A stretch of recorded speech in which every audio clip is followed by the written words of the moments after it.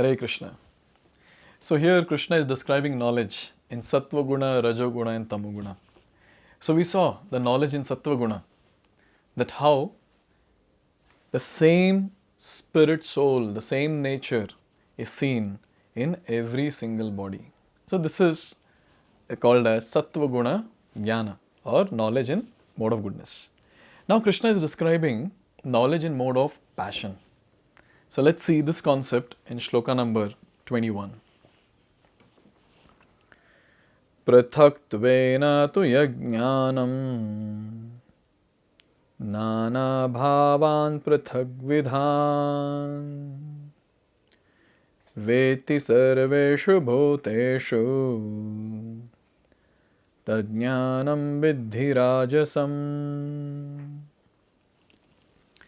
So here Krishna is saying, Prathakttvena tu yajnanam nana bhavan prathak vidhan.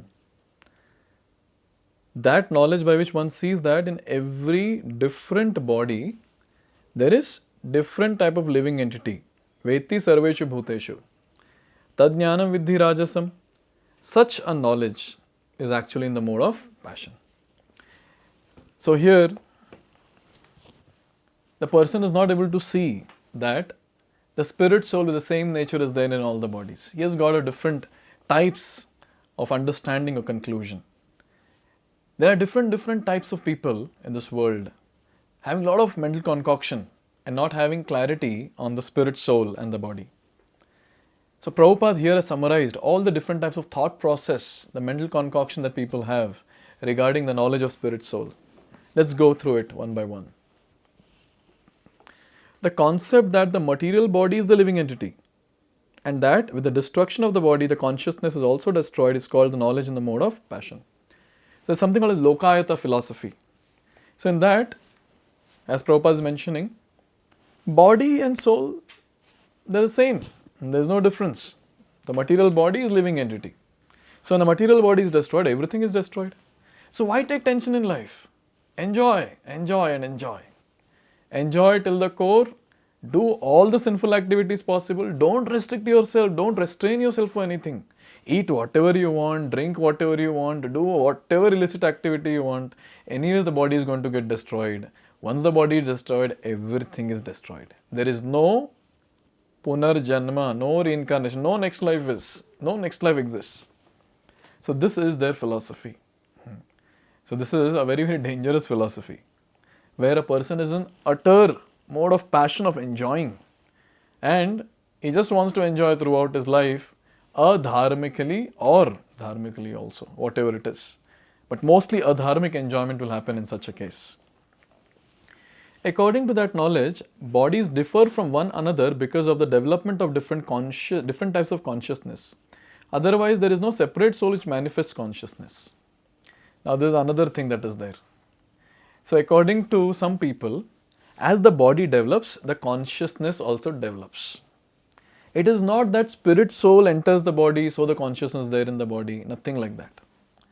Now, if this is the case, then they are not able to answer one question, that when the person is called as dead, or when you say the person has passed away, so what has passed away? Why the consciousness is not still there in the body, if it develops with the matter, if it develops with the body? So here we understand that how people have such misconceptions about the body and soul.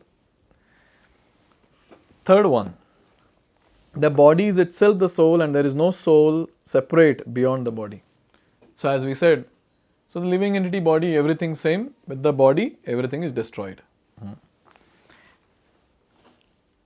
According to such knowledge, consciousness is temporary, or else there are no individual souls, but there is an all-pervading soul which is full of knowledge, and this body is a manifestation of temporary ignorance.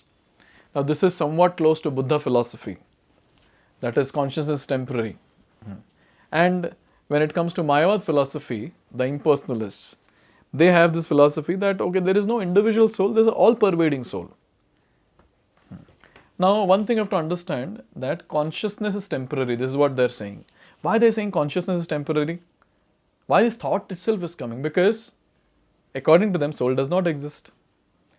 Soul is eternal. So that concept is only not there. That fact only they don't know. So when soul only does not exist, then obviously the symptom of soul, which is consciousness, how will that exist for a long time? So that's how they conclude. And then when it comes to Mayavadis, for them there is no individual soul, everything is Brahman. Everything is God for them.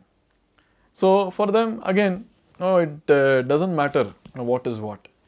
So for them, the point is that when the Brahman is in ignorance, so at that time, this body will be there.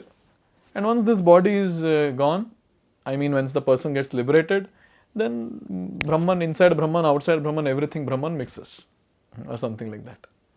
They give the pot analogy. So there are various pots, and there's air filled in the pot. So you break the pot, so air in the pot and the air outside the pot, now there will be no difference. That's it. That's what they talk about. All such conceptions are considered products of the mode of passion. So not considering the existence of spirit soul, not considering the existence of the super soul, we can understand very clearly that such philosophies are in the mode of passion. And mode of passion means enjoyment. So whatever philosophy comes from the churning in the mode of passion, what happens? That philosophy will always support enjoyment. That's meant for enjoyment. That is coming out only for enjoyment. Enjoyment in an improper way, which will take the person to the lower species or the hellish planets. So we have to be very careful when we are listening to such philosophies from different so-called spiritualists. We should be very careful. So it is said that one shouldn't hear such philosophies. Chaitanya Mahaprabhu, who is Krishna himself, he says, Mayavadi bhashya sunile hoy sarvanash. Anyone who hears Mayavad philosophy, such a person's entire existence is destroyed. This is what Chaitanya Mahaprabhu is saying. Why? Because as of now, our Shraddha is komal, is very innocent, very soft. And as soon as a hard philosophy comes, maybe our faith in the philosophy that we are following, that will get deterred, that will get destroyed. So we have to be very careful. What are we listening? Whom are we listening? There's so much of videos available on YouTube. But then we have to ask this question, which sampradaya these people belong to who are talking, who are giving various classes or who are speaking in these videos, which sampradaya they belong to? Are they part of Brahma Sampradaya, Rudra Sampradaya, Sri Sampradaya, Kumara Sampradaya? Which sampradaya they belong to? If they don't belong to any sampradaya, then where is the question of watching their videos? And where is the question of hearing them? Doesn't matter how fluent their speech is or how attractive their speech is.